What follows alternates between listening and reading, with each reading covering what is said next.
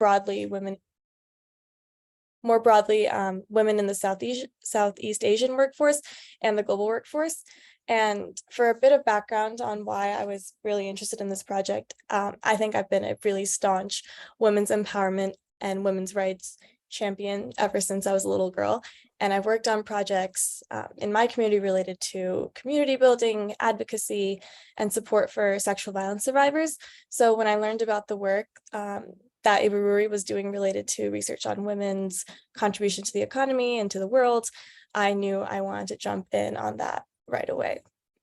And my family is also from India, so I knew that there would be a lot of cultural similarities between India and Indonesia and within the region on gender roles and traditional views on the way families function. So that also definitely drew me to the project.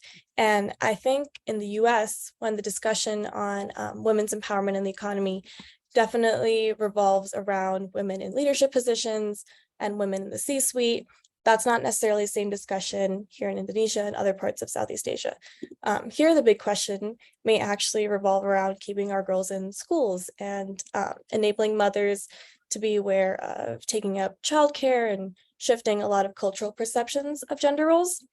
And the way that we went about this research was through a time use survey done by Prospera, partnered with other groups like the ILO, the International Labor Organization, and UN Women, and of course, UI. So this survey, for some background, essentially gathered diary entries from 223 families in the Jakarta area.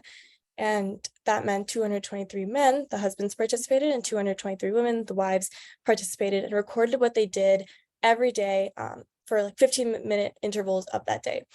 And of course, what they found in Jakarta was similar to what they found in the rest of the world that has done time use surveys.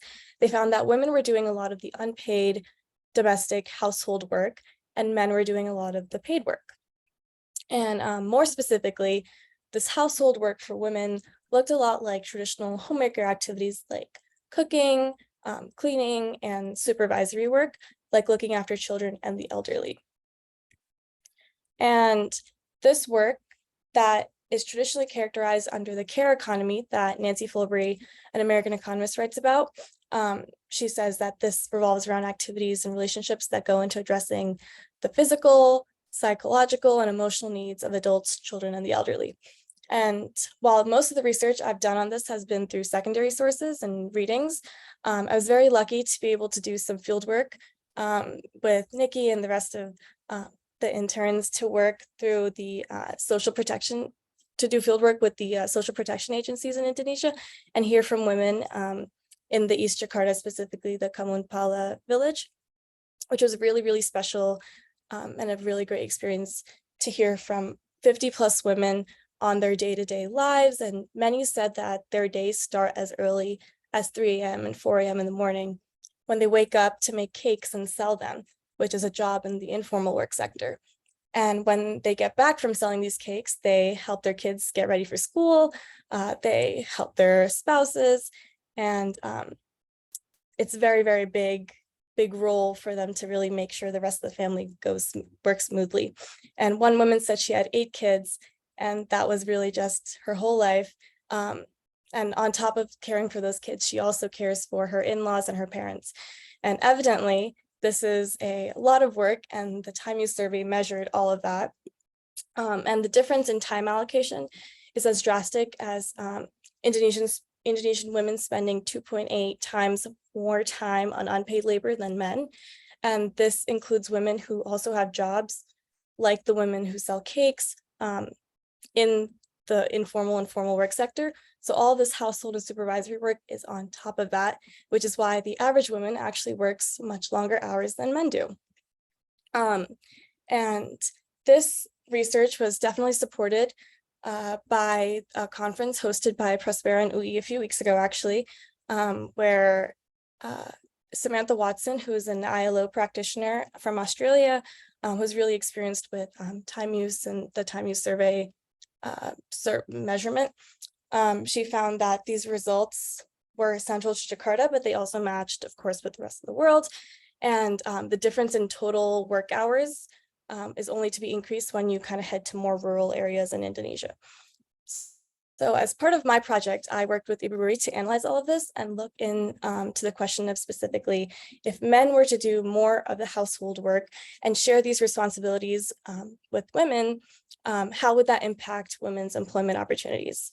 And what we found was that they would drastically increase, and this is because women were reported to say that they actually want to learn more about the opportunities for employment and figure out ways to be a part of that employment while having their children be cared for and not only be seen as the only sole caretaker of them. But getting to this point is proven to be a little difficult because of a lot of social and injunctive norms that have existed from the state Ibuism in the New Order era when the country was under authoritarian regime. So a lot of these like policies that aren't necessarily law now have just been really intertwined into society. And the role of women back then was to be like a companion of her husband and procreators of the nation and really be mentors for children. Whereas now we see that role shifting and we really want to empower women to be able to take on more roles in the formal work sector. So in my research paper that I'm working on with IBER that will be out to all of you very shortly, I'm writing the literature review, which includes all this history, information, and ultimately that economic analysis. And this was my first project. I also had a chance to work on another project that revolved around violence against women and the methods to track that, because it is largely underreported kind of in Indonesia and in Southeast Asia. And there's a big push for a more accurate questionnaire for the 2024 Violence Against Women survey held by the Ministry of Women Empowerment. And I think the Ministry have helped to hopefully remove biases and really streamline that data collection process. And it was very special because I got to attend a meeting at the Ministry of Women Empowerment and share a little bit about data collection processes in the US and brainstorm ways to see if Indonesia could adapt from these existing processes and modify it to their needs. The current tool that Indonesia is using is called Symphony, where survivors can go to any local hospital, police station, or municipality, and a trained official will be able to take in a disclosure through Symphony. But the only problem is that this current data tracking method is only really done by the Ministry of Women Empowerment, and there's a bit of a disconnect between other ministries and other data collection sites. So I'm working with IBER, and she's working with the team to kind of figure out ways to mitigate these issues, and maybe perhaps shifting to a more digital approach from handwritten disclosures or increasing language and dialect support to limit language barriers. But that's really been all of the work I've been working on for these last 2 months, and it's been really rewarding. I'd be really happy to answer any questions. I can also put my email in the chat if anyone wants to reach out. We can talk more about it then too. Thank you.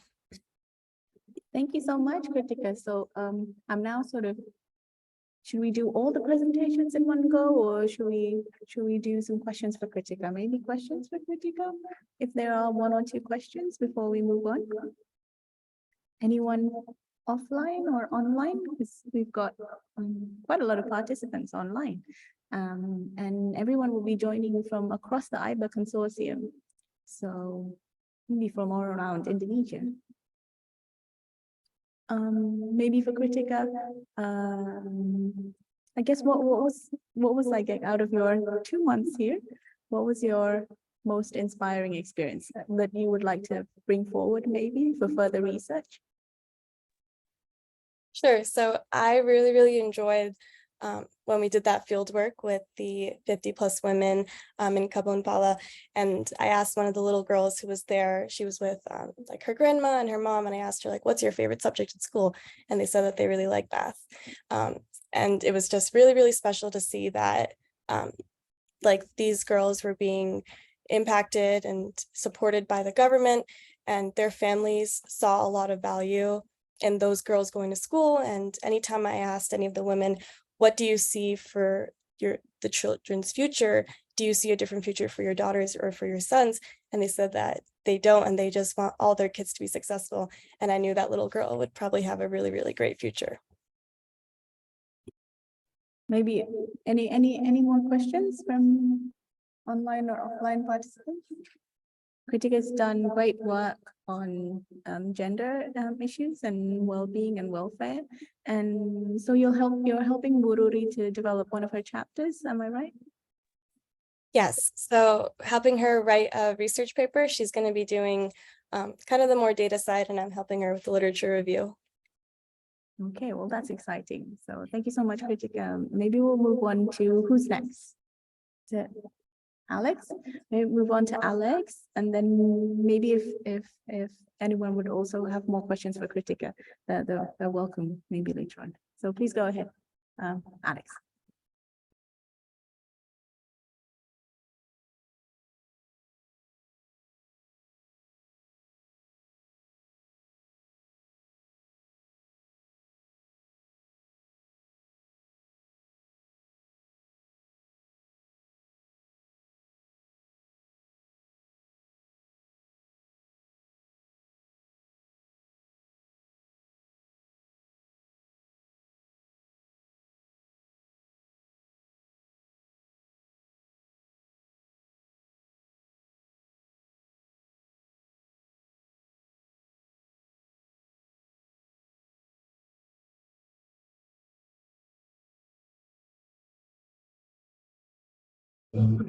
Scroll to the next slide.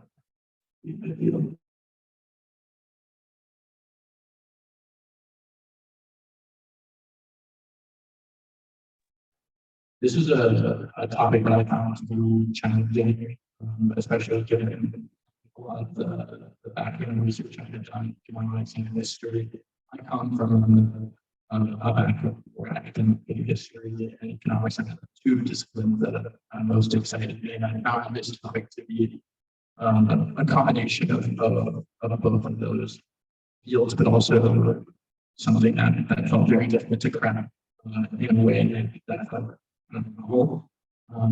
And so I began by kind of just thinking about how we should really think about social protection. And going into a lot of the literature that's been written on the topic historically, you sort of see an evolution in the way that scholars thought about this. So Deborah, who has done some really important work, especially in terms of agricultural economics and also the historical side, used to assert that, you know, social protection is not really a part of development, but instead a way to simply improve the lives of its beneficiaries.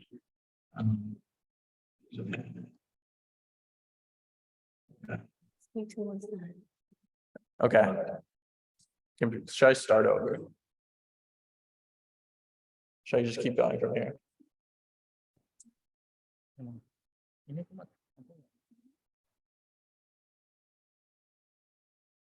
It's okay. Okay. So in thinking about kind of how social protection should be thought about, yeah. So I initially kind of went to a lot of these authors who spent a lot of time thinking about this. So Devereaux, who has done historically a lot of work in agricultural economics, but also really as a historian and kind of, in my opinion, an important thought leader on some of these issues, initially asserted that, you know, social protection is not really a means or an important part of development, but instead, you know, something kind of intended to alleviate poverty and improve the welfare of its beneficiaries. That thinking has sort of evolved in recent decades to where it's now typically more commonly understood that social protection is an important part of development, and it's an important part of kind of developing an economy holistically so that everyone is sort of given a fair shot. And so that was kind of the lens that I wanted to think about my work this summer through. But it was one of the biggest challenges because it is, especially when we think about multidimensional poverty, which is the other kind of lens through which I analyze this issue. It can be unclear what the sort of end goal can be, but I wanted to kind of think about this issue broadly, such that I was able to kind of understand it from both a welfare context and from a developmental context. So that was sort of my priority. So if we can go to the next slide. Next slide. Yeah. So looking at the history of this, there's the social protection scheme in Indonesia has sort of evolved several times, both kind of the social protection scheme under the colonial regime and the sort of independent regime, but before the Asian financial crisis, covered almost exclusively the formal sector through Tasman and Massabri. And then once the Asian financial crisis hit, and we said, yeah, and we sort of saw the slide shot to the final, not just in Indonesia, obviously, but throughout the region. Things sort of changed, and the World Bank came in, with these infamous, globally infamous structural adjustment policies. But one very positive impact that they had was finding incentive to expand the social protection system to the informal sector. Okay. No problem. Expanding these programs to the informal sector and sort of forcing policymakers to rethink systems that could have been thought of as regressive. So, for example, fuel subsidies, which were a large part of the social protection scheme prior to the Asian financial crisis, were cut because it was found that the benefits were accruing almost entirely to kind of middle and upper income families. And so the whole scheme sort of needed to be rethought. And so here are a few examples of programs that were redesigned or launched in the aftermath of the Asian financial crisis in order to sort of push Indonesian social protection in a new direction. So presently, this is sort of just a very crude overview of what the system looks like. My thinking has revolved principally around the Family Hope PKH conditional cash transfers program, because I found that there was lots of room to think about kind of different ways that this program can be sort of interpreted and moved forward potentially to benefit people optimally. But there's obviously also the kind of national health insurance scheme. There's the rice subsidy scheme, and there's also a program for educational subsidies. These programs work sort of in tandem with each other insofar as the PKH system requires, participation in several of the others in order for beneficiaries to receive kind of cash payments. So next slide. So looking at the PKH particularly, these were some of the kind of biggest problems that I found with the program. And with the exception of targeting, these all felt like sort of low-hanging fruit in a way. Not that they're easy problems, but targeting felt like an issue with a lot of the social protection scheme, not just in Indonesia, but globally, that just needs to be resolved kind of through novel, statistical work. And that can become very, very difficult when you have a kind of large bureaucratic collaboration on things like this. But the other three are sort of problems that I felt could be intervened in different ways. And so thinking about conditionality, this was potentially the largest problem that I found, which is that although there's largely uniform requirements for the PKH, kind of infrastructure throughout the archipelago varies very widely when it comes to what's required in order to fulfill the conditions of the PKH, which is a problem when you're trying to kind of address the needs of a very large population who has access to very different resources. There's also the problem of the missing middle, which has been acknowledged by groups like the OECD, but is sort of really hard to stamp down. And it's essentially the idea that although Indonesia has been very successful at eliminating extreme poverty, and the kind of amount of people who are considered poor continues to decrease, there's still a large group of people who are not covered by these formal social protection systems because they are informally employed, yet they are still economically vulnerable. And so that's a precarious position to be in. And so something to really think about when it comes to these social protection systems. And financial inclusion was also something I wanted to talk about in kind of linking the welfare aspect of social protection to the development aspect of social protection in a sort of present context, because the vast majority of conditional cash transfer beneficiaries really have been introduced to larger financial systems through the welfare scheme.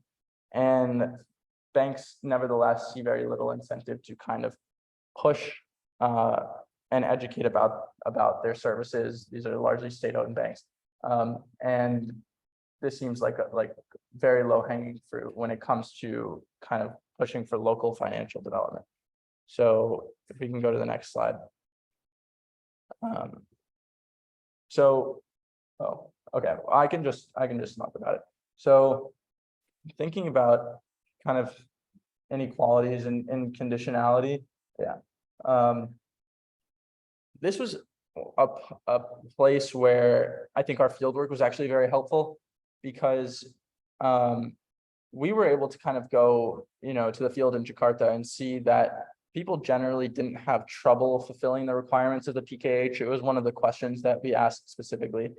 And none of the women that we spoke to had difficulty with this, but it is my assumption, based on just kind of looking at access to schools and access to healthcare throughout the archipelago, that that's probably not the case throughout the entire country. And in kind of in line with creating an equitable social protection system and an equitable way of thinking about development, which has been a priority of this administration in particular, when it comes to kind of infrastructure development and other development, really being brought to the outer islands. This is an area where social protection needs to kind of step up. And so there's obviously like reasons kind of in the literature for why, education and healthcare disparities exist. And so it then becomes a kind of question of how do you adjust the like requirements of the social protection scheme to make that available to everybody. And that's a complex question that I haven't really been able to find the answer to, but is something that is I'm hoping to look further into. Next slide. So yeah, this is sort of what I've referenced before about the OECD and what they kind of refer to as the missing middle. This is a group that, especially if you think about agrarian history, which is something that I've been very interested in for a while. A large portion of Indonesian farmers are smallholding farmers. There is a whole gender aspect to this as well, where kind of women tend to own smaller plots of land. And so these are often not people who are technically poor, although they can be. These people can work in lots of sectors, but when it comes to climate shocks and economic shocks, especially like COVID-19, they can be very vulnerable. And so it was worth thinking about for me, if there are kind of like automatically stabilizing methods to thinking about social protection, where, especially because there are people in the country who often do not access the benefits of the welfare that they're entitled to. This was something that we spoke to Padede about during our IBER lunch, about how there's kind of a revealed preference in social protection schemes where people who don't access the cash that they're entitled to likely don't need it. That was a place where I thought maybe there's room for a kind of automatically stabilizing welfare system that can kind of benefit people who are not traditionally covered by the scheme. So next slide. And this was financial inclusion, which is kind of something that I was very interested in while I was here, as a way to like I said, link welfare to development. So 86% of PKH participants open their first bank account through the program, but there have been lots of issues with banks not sort of pulling their weight to provide people with the most education and the most opportunities as a result. We see in the literature that local financial development is actually very important for kind of the health and well-being of the economies. It increases fermentary competition and growth. But in Indonesia, we've seen a problem where there hasn't been an emphasis on that when it comes to the social protection schemes. So, for example, when Raskin became BPNT, lots of villages were uncompliant with the requirements because banks hadn't trained and equipped agents to process vouchers. Now, this was a while ago, but we sort of see the same trends when it comes to digitization being slightly slow. And this is a way where I think if a sort of solution to incentivize digitization and training to increase financial inclusion throughout the archipelago can occur, then you can really see benefits to local economic development. And so kind of next slide, please. This is sort of the last aspect of my thinking that I thought was important, which is the multidimensional link between kind of social protection and multidimensional poverty. This was the reason why a lot of this research was done, and is sort of fascinating to think about, because social protection has ultimately largely accomplished the goal of improving the welfare of Indonesia's most vulnerable populations. JPAL published this crucial study, which kind of analyzed the PKH program 6 years after its interventions, and found, you know, decreases in stunting, increases in births in the presence of professionals, school enrollment. And so these are all multidimensionally really valuable parts that the government needs to be thinking about when implementing social protection, but they didn't find an impact on consumption, which could be for several reasons.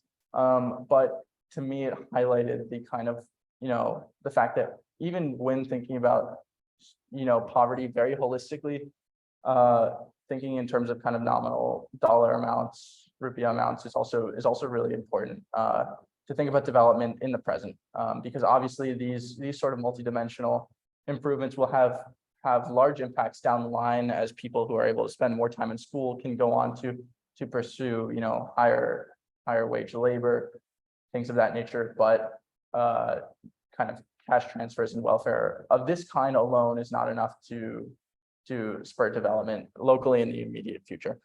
And so if we can just go to the last slide, this is sort of what I've come away from all this research with. Of course, I've barely been able to scratch the surface. This is a really complex problem that is essentially all encompassing of a large portion of the Indonesian population, which is massive, geographically massive. So there's tons of diversity kind of in what I needed to be thinking about here. And I was barely able to scratch the surface on it, but in a way that's been very humbling and exciting, and something that I kind of a humility that I would love to kind of carry forward when it comes to the other work that I'm going to do, hopefully in the sort of development economics field. This was my first real experience with economic research, and so I was able to sort of try that out. And I've loved having the opportunity to work with so many amazing people who have been able to guide me here. It has really underscored the importance of history for me, which has always been very important. I think that thinking about history in the context of economics is often underappreciated, but is critically important. And you can really see that in terms of how the social protection scheme in Indonesia looks, why it came to be that way. I was able to sort of see the limitations of literature when going to the field, especially because a lot of the thinking that I had done was really not confirmed by the answers that we received when we did field work in Jakarta. And so that was also very humbling, and just kind of maybe, you know, in certain ways go back to my research and think about how I could, you know, reanalyze these issues.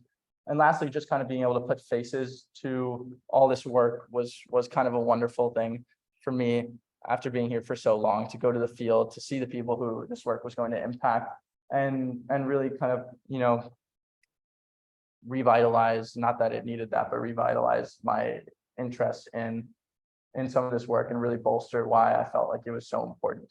And so I'm super grateful for my time here at IBER, with Nikki, with everybody who has helped along the way, and that's that.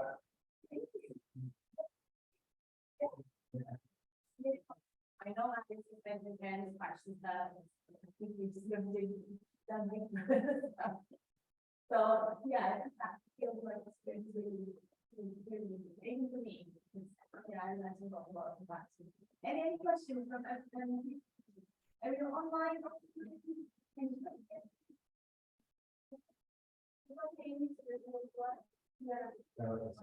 It's like, like, you mentioned that, related to this,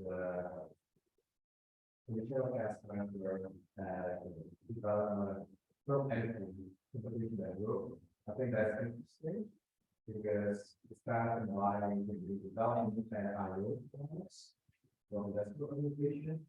And I think maybe we can, I don't know if you were interested in this direction, but I think we could do something, maybe think of a region that receives that a higher propensity of receiving this conditional cap for and you see more house entry, like creating this, do they have no cost of entry, maybe estimating in some kind of model. I think that we could really. Yeah, it's super interesting. I mean, I assume that there would kind of be, you wouldn't see higher firm entry in the places that receive it, because I think you'd largely be compensating for something that was lost. But it's a super interesting idea that I would definitely love to look And I into. think data we're able to balance it, and there's this small unit. Yeah. And social. It's true. Yeah. So, and I don't think we have to worry about identification. Yeah. You might have stuff. Thank you. Well, just. No, it's great. Thank you so much.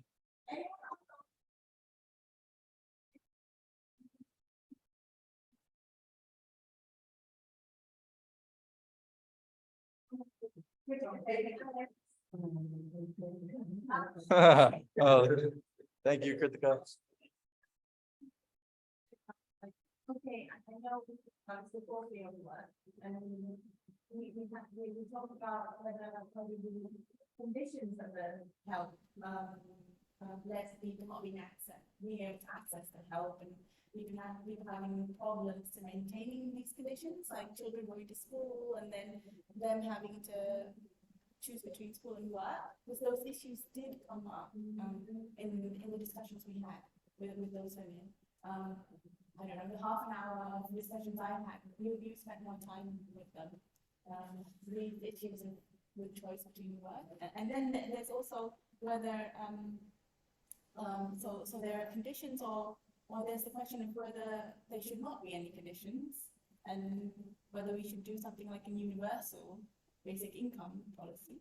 And you also sort of touched on adaptive social protection, where to kind of also help those in that middle track that you said, whether it would be better for people to volunteer asking for help, which is what the government is starting to implement by online registration systems. And then of course there are vetting systems, so people still have to fulfill a criteria, but they voluntarily ask for help, so not automatically targeted. So what do you think Indonesia should do? Yeah, I mean, I think like conceptually the idea of a sort of like universal welfare scheme doesn't sound bad to me. I think that the problem we see here is that kind of the budgets are stretched very thin. So I think that would be a challenge. I do think that the adaptive social protection scheme is probably the most interesting of what you just mentioned. I think that in a lot of the research that I've done, especially when it comes to food insecurity, that's proved to be very effective in other parts of the world. And I think here, when there can be challenges with targeting, it's a really novel way of thinking about this problem. Well, I was just discussing this with you, Elisa, Prof. Elisa, in the president's office. So she's based in the president's office. We were just talking about this today, and she's thinking about learning and comparing Indonesia's, because those women, I don't know if you remember, they received help from the central government, Indonesia, and also the local government, and one of the challenges, I don't know if you picked this up, but one of the biggest things they talked to me about was challenges of getting their children to go into state schools because of the zonation. They asked you about that, right? Yeah. They asked what it was like in the US.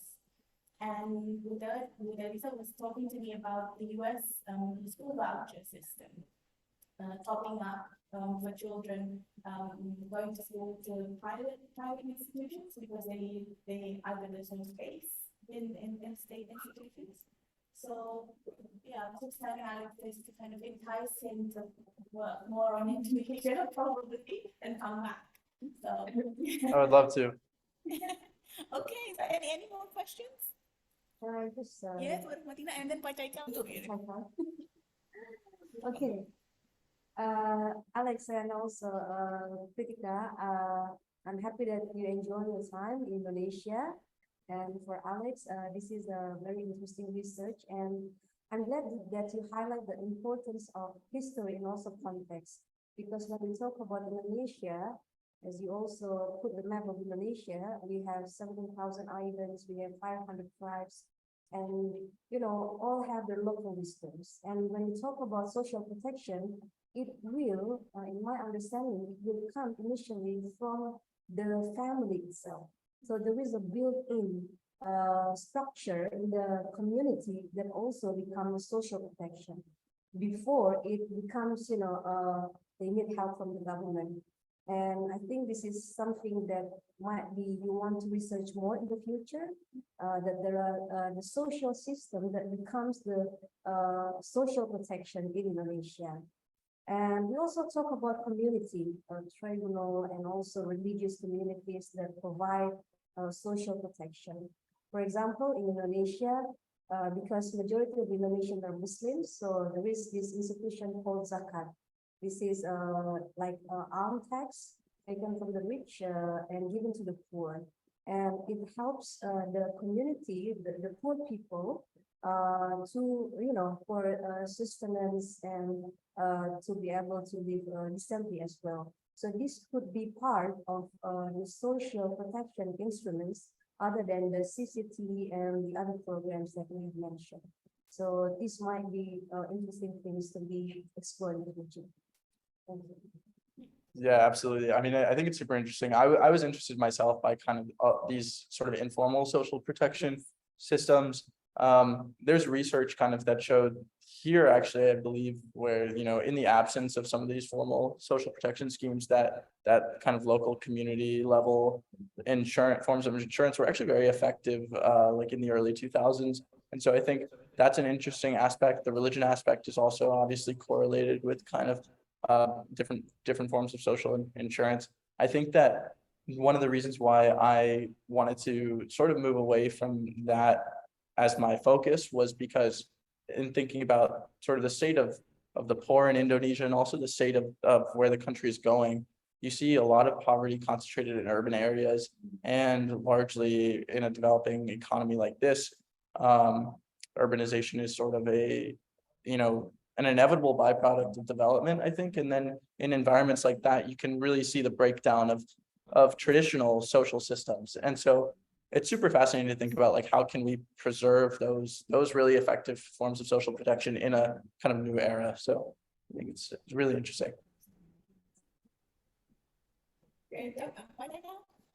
Yeah, first of all, thank you, Alex, that you have that summary of the evolution of social protection in Indonesia.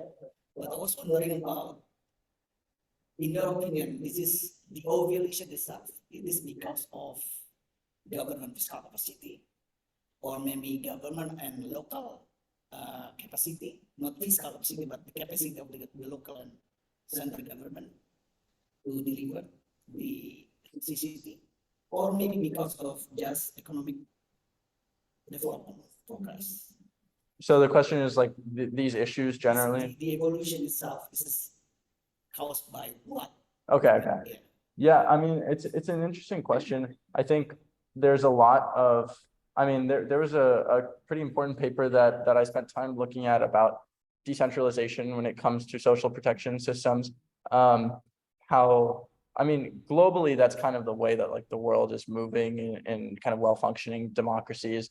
That can be challenging because at times these kind of decentralized local ways of targeting are sometimes better, sometimes they're not. And one of the challenges here is that it's a little unclear in terms of how to target people. I think ideally you would have a system in which local provinces can sort of administer their own sort of social protection scheme for what's, most needed in that region. The problem with that is obviously that it becomes hard to mobilize resources when you need it. And so there needs to be a sort of central effort when it comes to this issue. But I definitely think it's a combination when you have like an overarching system like this that's necessary, but then there are pain points locally. And so I guess, some of it has to do with like in the future, trying to strengthen local capacity to administer these systems, but also taking into account the opinions and the feedback also of different provinces. Thank you. That was a fun question. Great answer. Great answer. Okay, so if we don't have any more questions, either online or offline, we don't have any questions online, right? Yeah, maybe we can go to our next excellent speaker, so Hayat. Please share. Yeah, thank you. Thank you, Alex. Hello, everyone. My name is Hayat Hassan. I am I'm a rival engineer at Harvard studying applied mathematics. And here I had the opportunity to enter at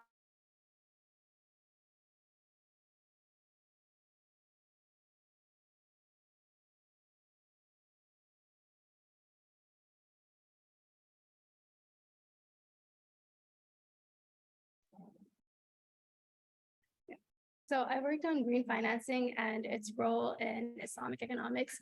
And I thought it was very interesting in this case to use Indonesia as a case study because the Indonesian government has actually been the pioneer of green Islamic economics to issue the first sovereign green sukuk ever in the world.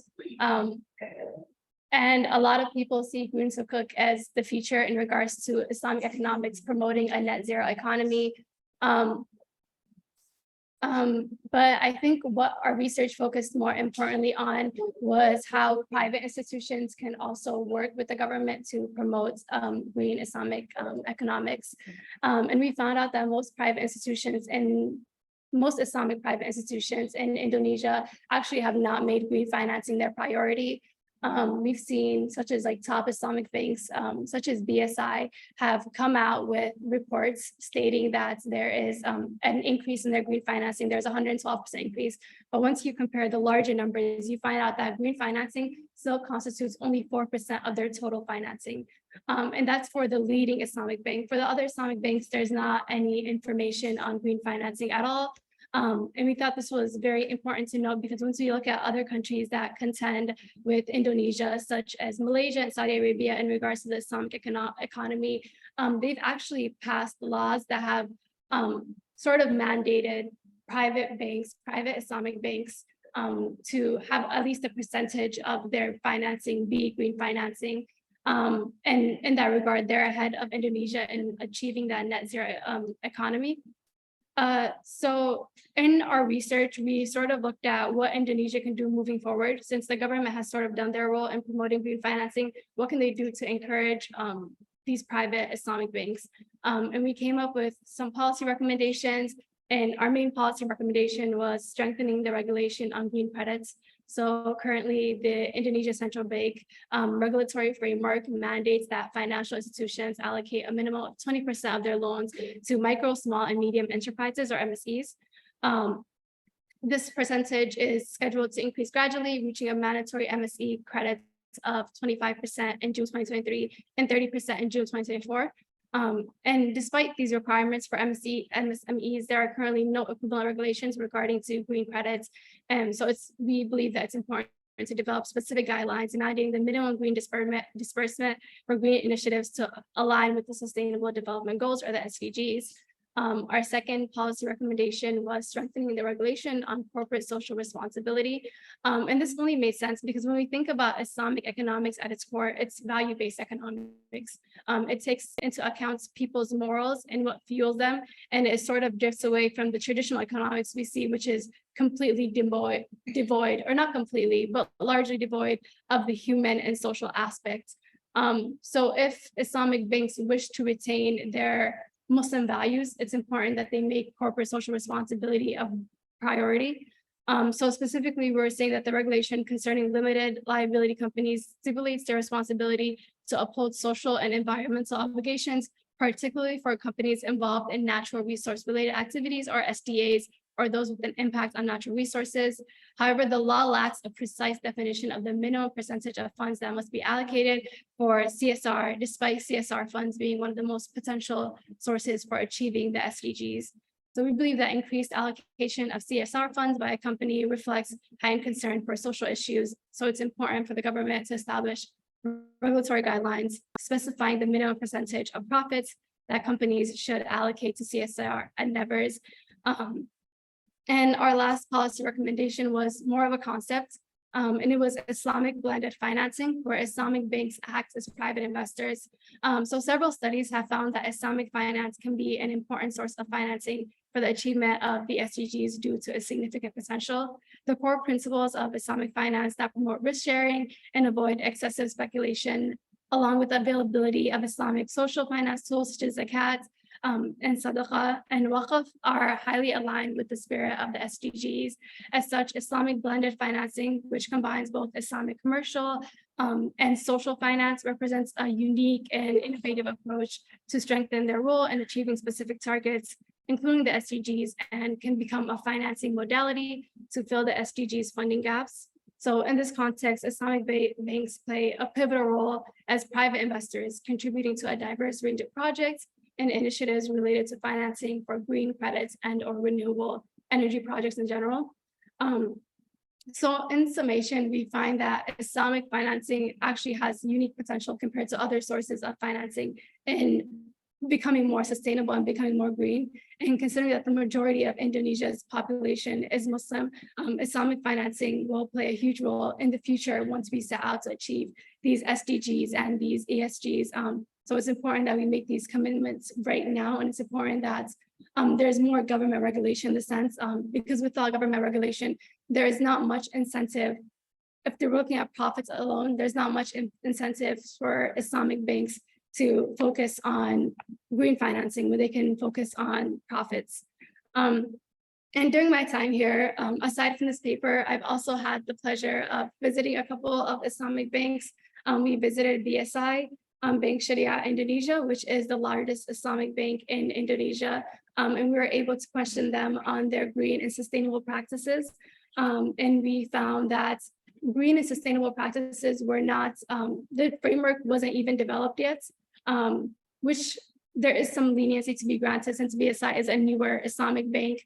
But also it's very important that banks are taking these steps as soon as they're developed to have that Islamic green financing being a priority as well, just considering the core values of Islam. On the other points about zakat and sadaqah, we've also had the opportunity to work with the Basnas, and we visited a Batik village in Bogor, and we were able to see how zakat has actually transformed entire communities. And this one was a very special case because it started with it was very inspiring. It started with a very young woman that advocated for Basnas to come to her village and distribute zakat funds. So they were able to start small businesses selling batiks. And now the village has become a batik village and they're very successful and they're selling batiks. And this, I believe, just demonstrates the potential for Islamic financing, not only in poverty alleviation, but poverty alleviation while at the same time supporting a green credits. Because as we explored the Bogor Batik village, it was very green. Everything was sustainable, from the materials they used to create the batiks to how they dispose of the waste. And oftentimes there is this false dichotomy between should we focus on sustainability or should we focus solely on development? And the Batik villages, as well as Basna's work, showcases that it's not two different issues. It's issues that can work together. And at the same time, we can sustainably develop. And it's very possible, even for the poorest among us, as we see in the Batik village. Another highlight of my time here at IBER was the Prime Conference. So the Prime Conference was hosted by PABS, and it flew in prominent Islamic economic speakers from all over the world. And we got to hear their insights into not only green financing in Islamic economics, but also multiple parts of Islamic economics, digitalization in Islamic economics, the future of Islamic economics, as well as gold in Islamic economics, and how Indonesia as a country can stand out as an Islamic economic powerhouse. So overall, it's been truly a learning experience, not only writing this research paper on green financing, but also learning about Indonesia's Zakat initiatives. And I believe that Indonesia can be a case study for the world in that sense, that Zakat and sustainability can work hand in hand, as well as Zakat's proven effects in poverty alleviation. I think it's something that more people need to look into, and something that I hope to continue working on beyond my time at IBER. Thank you. Yeah, I learned a lot in very Yeah. and also giving you we're very happy that you managed to do so many things.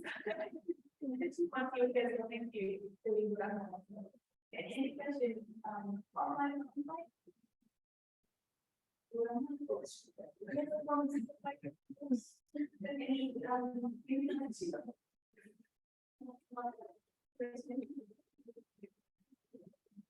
Yes, I'm very happy that I have enjoyed my time in our institution, PABS, the Center for Islamic Economics and Business, and also in course. And I actually, I just spent so much time, a lot of time with her due to my activities, but yeah, I'm very happy that we managed to bring her to IBER Sharing Indonesia, which is the largest Islamic bank in Indonesia, which is also has a unique history because the three banks merged into one bank with all the stories that eventually it becomes a good bank, profitable, and also provide more benefit to the people of Indonesia. And also, I'm glad to enjoy the time in Islamic.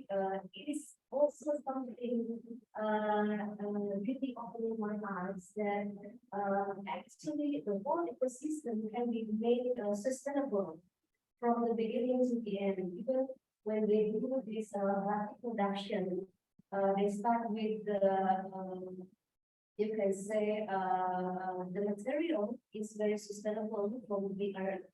And also, even for the paintings, they take the natural colors and use it for printing other movies and developing.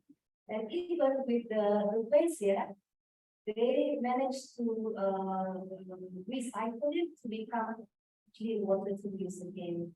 And yes, I think it's a very good example of how you can say institution, in this case, Islamic social finance, Zakat institution can support the sustainable development and give benefit to some of the poor segment of the community in a very sustainable way.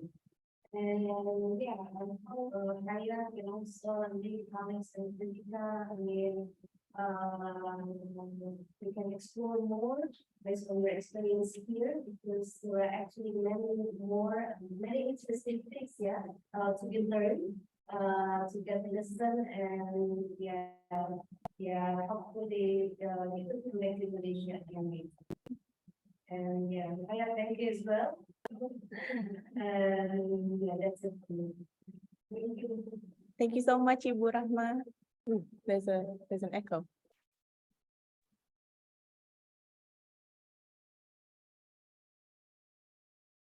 Any questions online for Hayat or? Pak Jaga, Boleh. boleh?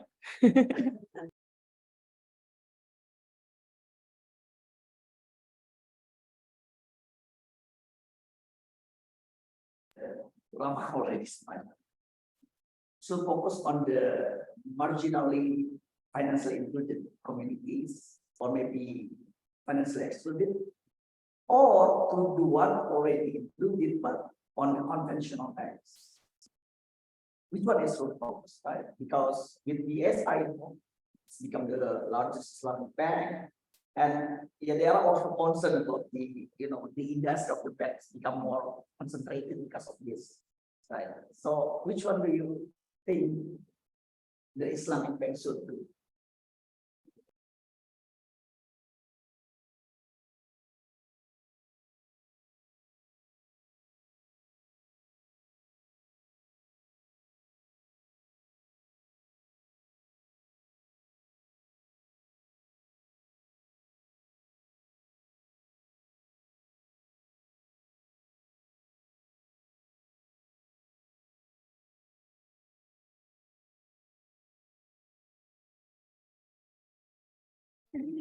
Being able to speak with the representatives of BSI, there does seem to be a focus on attracting people who already traditionally have access to banking.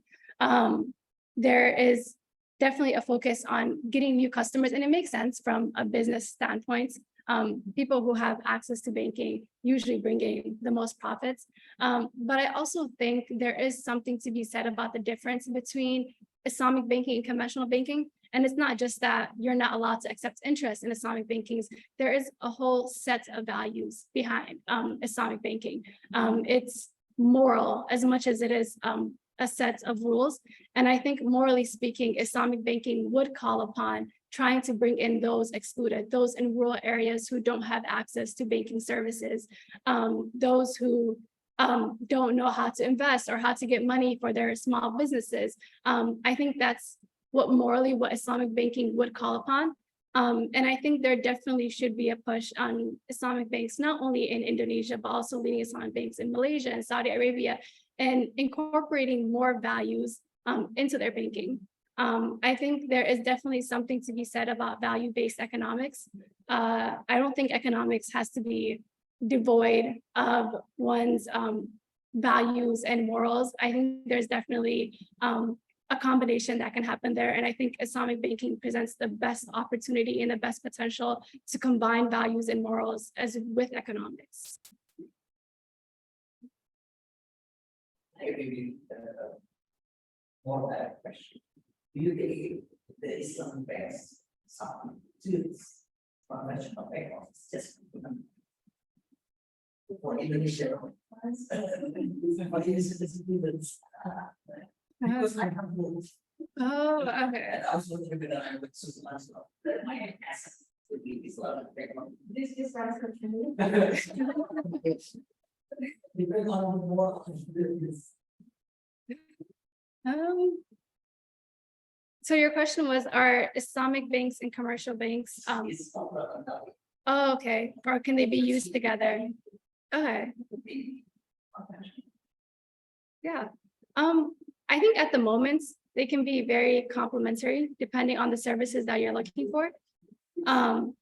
Because I think there is the point about loans traditionally as Muslims, it can only be from Islamic banks just because of the guidelines. But if you're doing like normal debit or deposits and whatnot, it doesn't have to be through Islamic banks. But I do think there is something, like as I mentioned earlier, there is something to be said about supporting Islamic banks.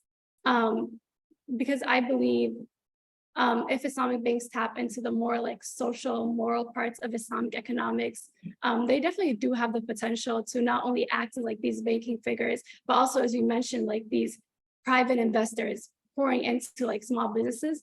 And I could definitely see how people would prioritize their values and bank with Islamic banks solely from a value perspective, rather than a like a simple like, oh, does this work for me or not perspective.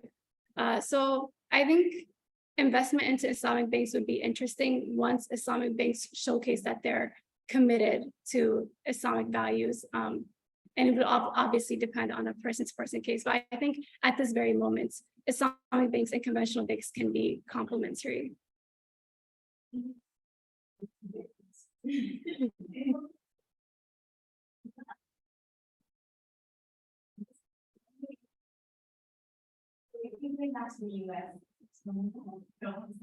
Sunday, yes.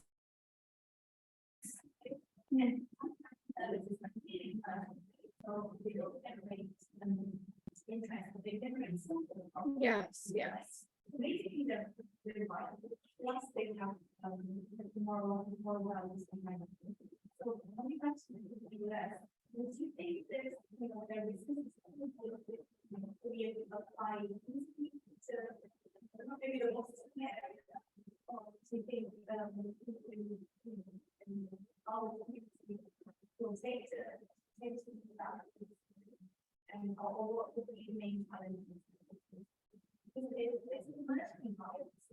Mhm. Yeah. Right. Sorry, just to rephrase, you're stating, do you think more people will switch to Islamic banks because it is commercially viable? I'm just asking how Oh, if you're back in Boston, mm, with your student community, right. like how do you make it Mhm. Yeah, I think that's a really good question. Actually, and I present this to BABS, but last summer I did work with the Council of American Islamic Relations on Muslim American consumer practices. And one thing that we looked into was Islamic economics and Islamic financing specifically in the US. And something that we found very interesting is that not only are Muslims choosing to switch to Islamic financing in the US, but there's also non-Muslims that are engaging more and more with Islamic financing.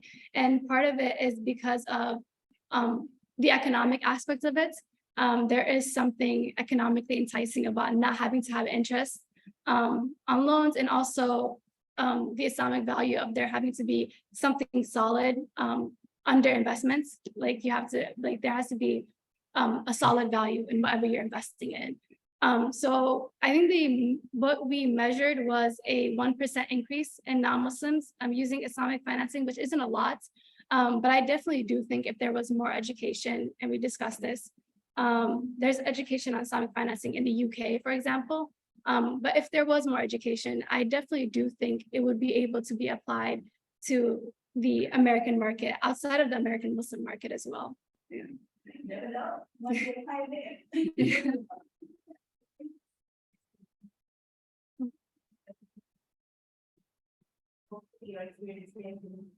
Yes. Yes, hopefully.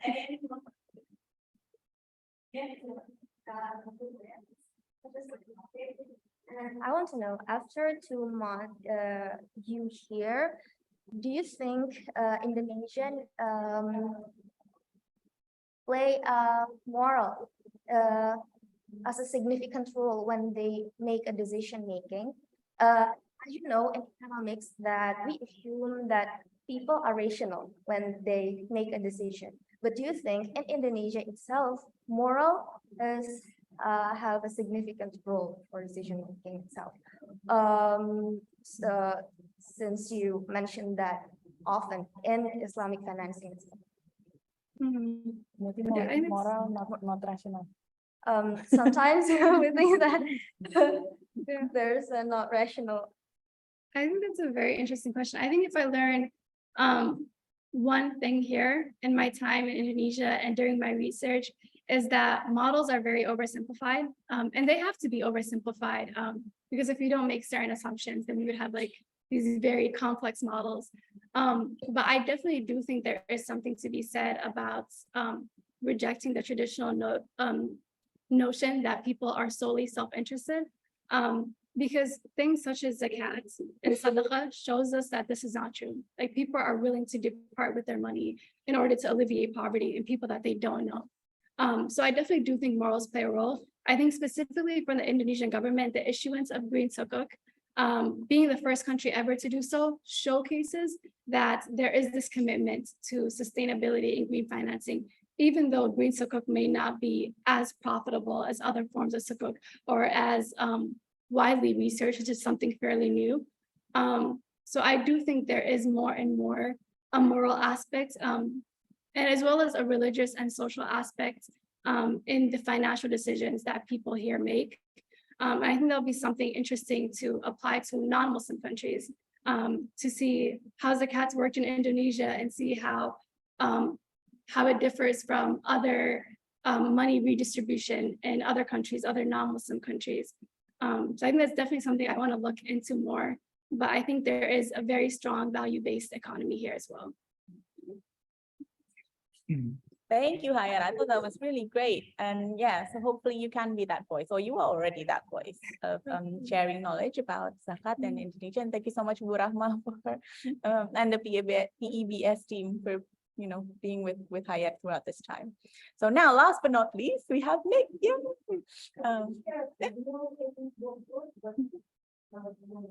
Oh, boleh. Bu Rahma has a little video to share, which should be fun.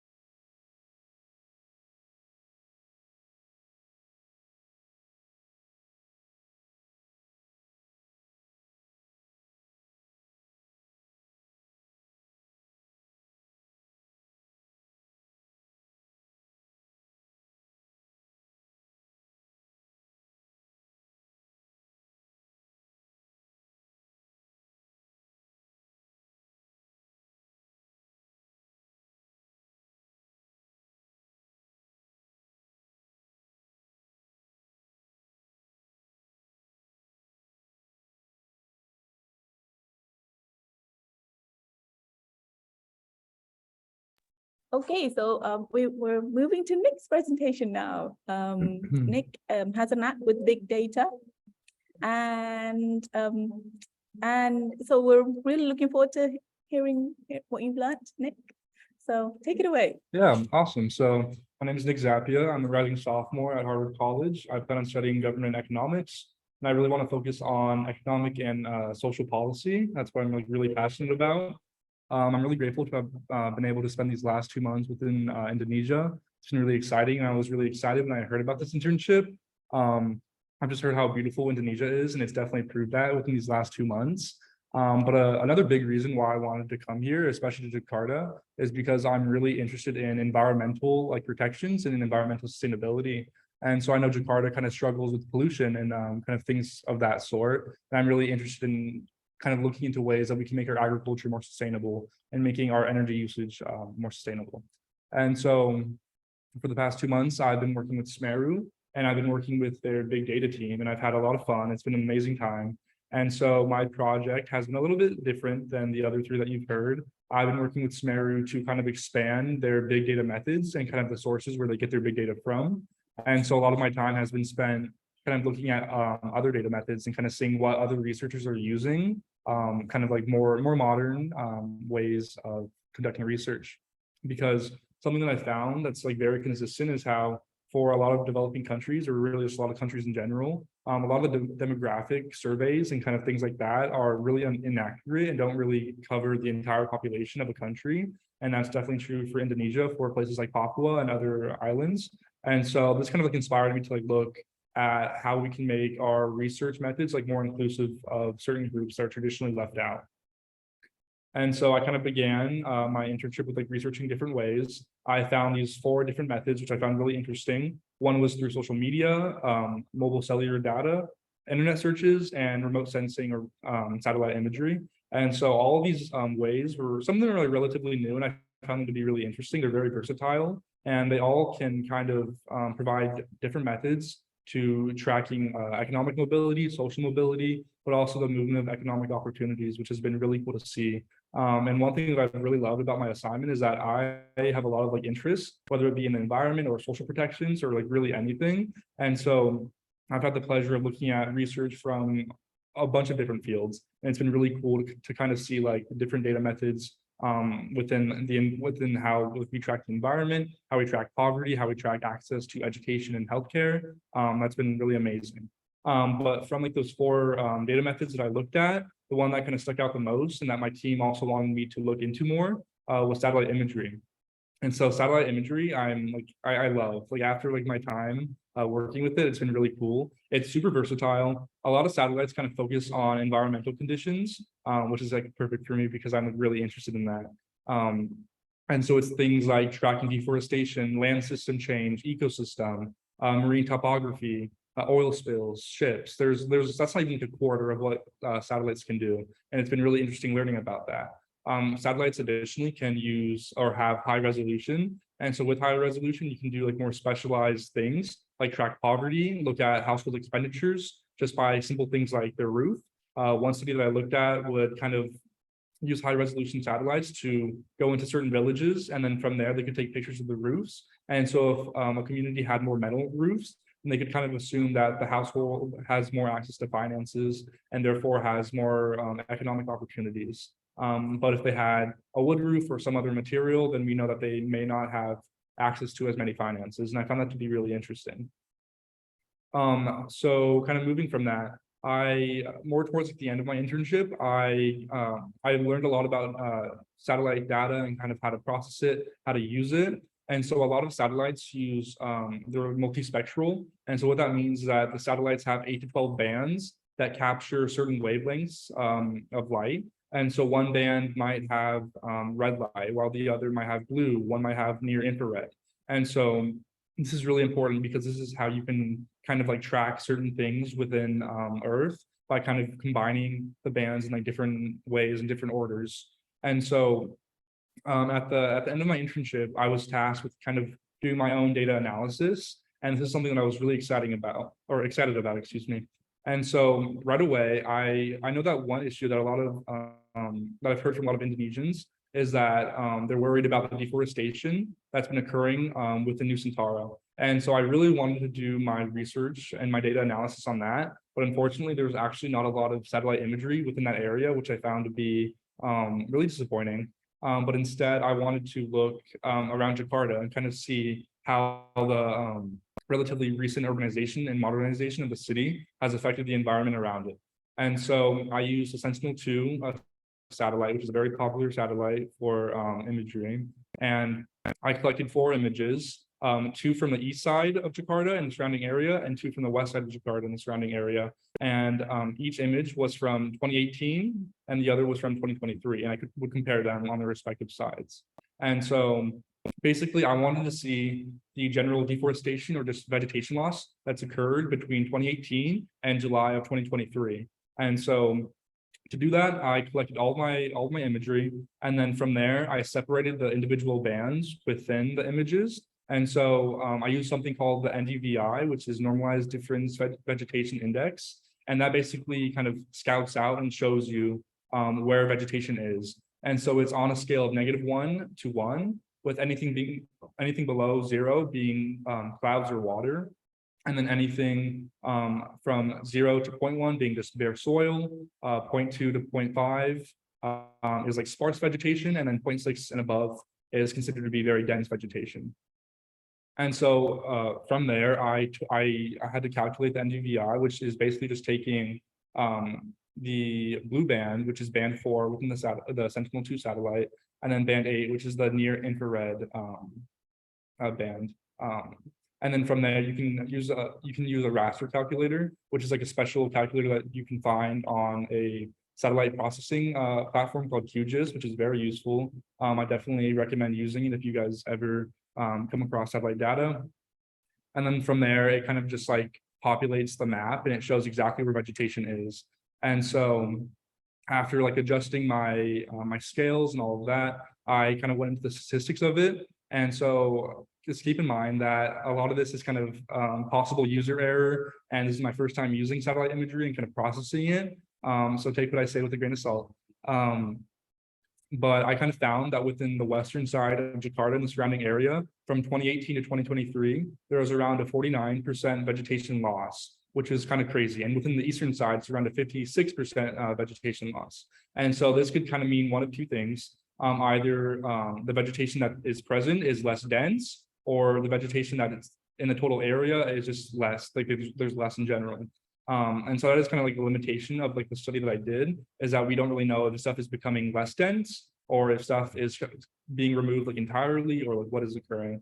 But yeah, and I found this to be really interesting. I was really, I was kind of surprised by the amount of vegetation that was lost, just because I kind of figured that there would be some vegetation loss, but I wasn't really expecting the scale that I found. And I think there's a lot of different explanations. One, as I kind of said before, was the more recent organization of the city and kind of people moving into the greater Jakarta area. With more people, there's more pollution, there's more wastewater, and that kind of essentially just kills off the vegetation in the surrounding area.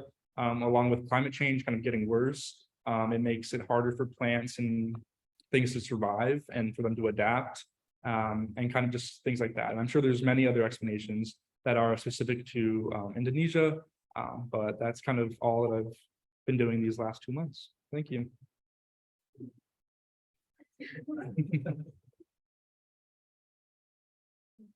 Thanks so much, Nick. I think you've managed to actually create something really concrete, so that can actually be used. I guess if you have more time, get in touch with the Jakarta's smart city people again, and they might be able to showcase your work. So I think there's definitely the need for you to come back. Yeah. So any questions before I abuse my power of asking Nick questions? Any questions? No? Online? Offline? Everyone's pretty quiet online. Any questions online? I guess, Nick, I know you use satellite data, but I don't know if you know there's also drone data. So yeah, so there's a group analyzing deforestation in Bogor. It's called C4. I think Usha was with them for a time in the early 2000s. Yeah, so I remember doing a workshop with one of the C4 leads. I can't remember his name, Professor something, who developed ways in using drone data and sort of improving the way drones collected deforestation data, and also for poacher.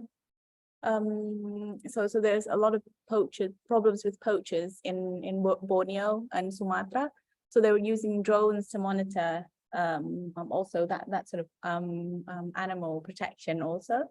But then there's this issue of privacy. So currently I think there's no specific regulation with regards to the use of drones and other sort of, I know you're using sort of big data from satellites, but you're also using social media data, and that should somehow also be regulated, right? So my question is more about, what do you think are the boundaries between using this sort of big data, either it's from satellites or drones or social media scrubbing? What should be the boundaries? Since currently, I think, I don't know what they're doing in the US, re-regulations, but here I think it's sort of we're still trying to kind of like create regulations. So there's the issue of, is it too much freedom, or is it too much regulation? So what do you think about that? Yeah, so I think like first, like starting with what you said about the drones, I wish I knew about that like sooner, just because I feel like that would have like solved a lot of my problems. Because when I was looking at data on like Borneo, like specifically, like there was maybe like 4 images from 2018 to 2023, and that was like super limiting in like what I was trying to do. But yeah, I think as far as boundaries go with like social media and satellites is a little bit more complicated, just because like you're like kind of literally like taking pictures of like the earth, which I guess could be like public in like some like manner. But a lot of the as far as social media goes, a lot of like the data that I kind of looked at was from Raj Chetty, who's a professor at Harvard, and so he used metadata, so like data from like Instagram and Facebook. And so I know that a lot of like what he got, people's like names and like private, like their information, like their personal information was kind of like anonymous, so that he wasn't able to like actually see like what this person's name is and stuff like that. However, it is kind of invasive because he can track people and like where like their income was at the beginning and where it is like throughout their life. And so I'm not quite sure like his methods as far as like if he kind of like contacted people like specifically and like asked for them to be a part of the study, or like how that works, which I feel like that would be a lot more appropriate to do, and it'd be a little unethical to like kind of track someone in their life and like predict where they're going to go and kind of just like do, I don't know, something like that would be a little weird. And then for satellites, that's also like very tricky, and I'm not really quite sure how to answer that. I think a lot of the satellites that are used are government, which is kind of it's like a different like I guess problem within itself, is government can be a lot more regulated by the people. But we kind of see more commercial satellites and more like scientific satellites outside of governments being used. And so I think in the future that certainly could have a lot more issues within people and like privacy concerns and things like that, especially with it coming from like non-government agencies who aren't like necessarily like held to a certain standard. I'm just looking up his name is Professor Lemonnier. He's French. He's a landscape ecologist. So we worked on a little tiny weeny project with him on drones. So with drones, it's more like these drones can accidentally sort of record people, I don't know, washing their clothes or doing something other than, I guess I don't know. It's a tricky question, and I don't think we all know the answer now with regards to how much regulation you need with regards to this. But then it's also helping. I guess one of the arguments was because some of these drones come in from international organizations, it's sort of also creates sort of issues with local communities with regards to international organizations, I guess, spying on on like national security concerns. But then so that can sort of cause sort of up, you know, a little bit of conflict with regards to local communities. I had another question, but it's sort of, I forgot about it. So Burahma, please go ahead. Thank you. It was interesting to hear your experience. And I'm just wondering, in your data, based on your data analysis and maybe brief observation, how do you see the attitude and behaviors of Indonesians towards environmental protection? Yeah, so I think I honestly haven't looked like too much into like kind of like where the movement's going within Indonesia. But I think there is a lot more awareness, especially within like agriculture. I think right now, where Indonesia's at, there's a lot of like somewhat like local farms. And I think compared to the US has a lot of like factory farms, and of course it has like a lot more issues. But within Indonesia, it's certainly better off than many other countries in some ways. And I think they're just like from my own like personal experience of talking to people like throughout the country. Like I said, like time and time again, people have like told me about their concern about the deforestation happening around Nusantara. And it's from people from like all like different generations, like older and younger. Like it's a very common thing that I've heard. And so I think that alone has kind of like shown me that like it is an issue that people are like certainly aware of. And I hope that like within the younger generation, as time goes by, that more stuff will be done to kind of combat deforestation, because I know that's a huge problem here in Indonesia. So you find that the younger generation is more concerned? Yes, definitely. Yeah, which I think is kind of like typically how it goes for a lot of countries. Something more as well. Yeah. And any more questions? Thank you, Burahma. And any more questions? Maybe it needs to be explored, and we see we have the data. Right, I think it's something like, yeah, for sure. Something quite new there, attracting attention of government and also the global literacy education, and after a lot of problems due to environmental issues, and people become more aware of the importance of this issue. Right, and exactly as you said, of like there being more issues, people become more aware, such as with rising like sea levels, that's kind of posing more of a threat to Jakarta. And so people in Jakarta are going to like become more aware of that and kind of look into what else there is that the environment is having problems with. Yeah, Jakarta, yeah. Yeah, Jakarta, I think, yeah, one of the sort of most sort of cities on the frontier of getting, of thinking in Indonesia. So, any more questions before? Yes.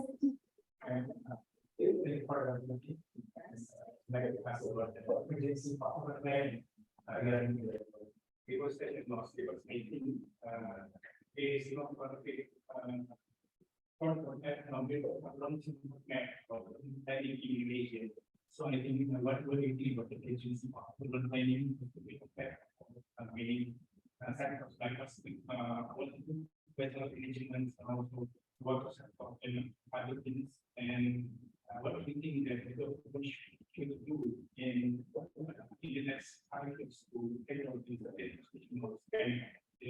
leads with the urban planning? Yeah, I think that's a really hard question to answer. I'm not gonna lie.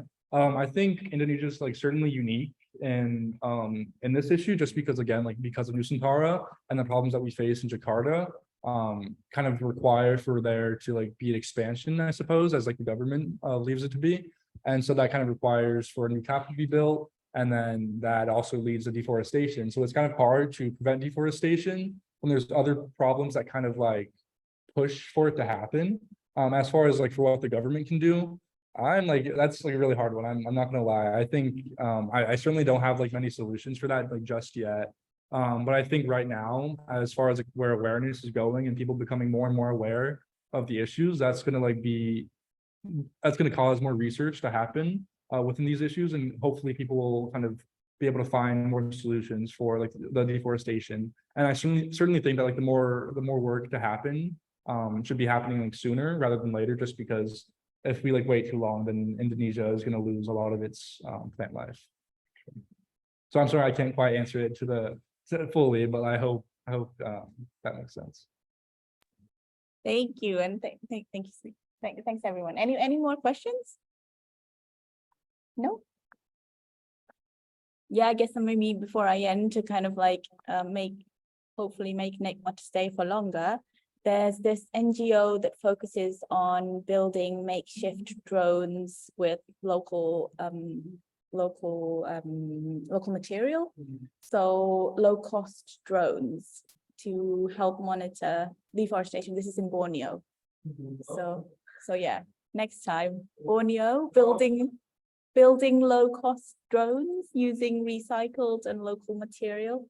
So it's an NGO. So basically to help people out, people monitor poaching and deforestation and that kind of thing. So local communities then do this and collect data, but yeah, different qualities of data using these drones. So yeah, thank you again to Nick and everyone for all their questions. So I guess if there aren't any more questions, it's a wrap. Yay. So oh yeah, Bu Rahma mau show you. Yeah. Mas Ibro ada nggak videonya?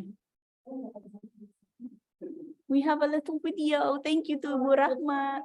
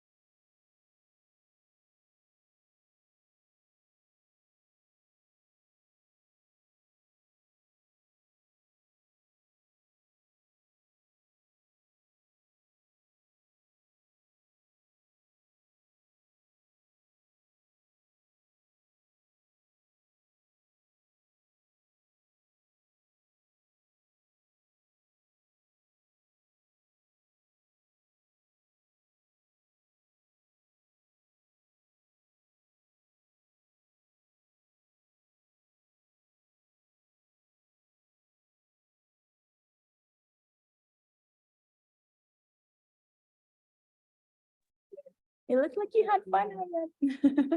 So, okay, yeah, thank you again, everyone, for joining. I think we learned a lot today. So, we have one message. Let's see.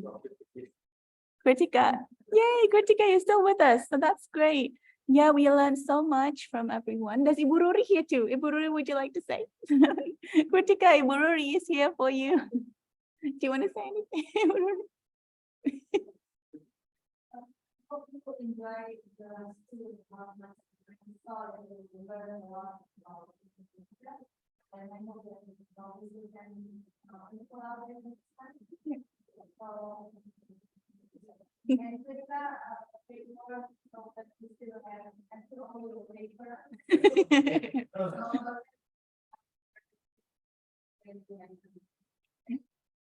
Kritika, I don't know whether you hear that, but Ibu Ruri just is saying congratulations. She's happy that you've all learned a lot whilst you're here, and that and Ibu Ruri is going to follow up with you on the paper.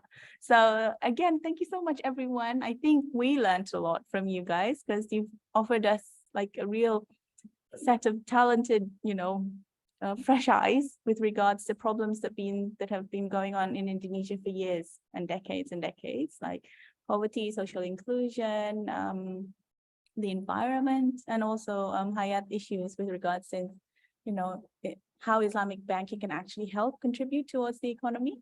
So yeah, and thank you so much again to all the supervisors. There's Ibu Ruri here, Ibu Rahma, and there's also Mbak Niken and the Smeru team. I think Mas Afandi Ismail, yeah, you're joining us from Smeru. Mas, if you'd like to say anything, you're welcome. Thank you to Smeru for hosting. Just want to congratulate Nick. So I think the main message is hopefully everyone comes back here soon. Maybe for, I don't know if you have an undergraduate paper. Do you have an undergraduate paper? Yeah. Like a thesis. Yeah. No? Yeah. Or maybe a PhD. Yeah. Yeah. So hopefully we see you all again. I don't know, very soon. Or if you're thinking of doing a PhD, just let us know. Of course, we'll be happy to host you again. And again, congratulations to all of you. I think you did great work. It was only 2 months that you've been with us, but I think you've learned a whole lot, a real ton. So not just the surface, Alex. And thank you again to all the supervisors, Ibu Ruri, Ibu Rahma, Ibu Hera here, Pak Jaikal for hosting us, Mas Ibro for helping out with the webinar, and friends at Smeru.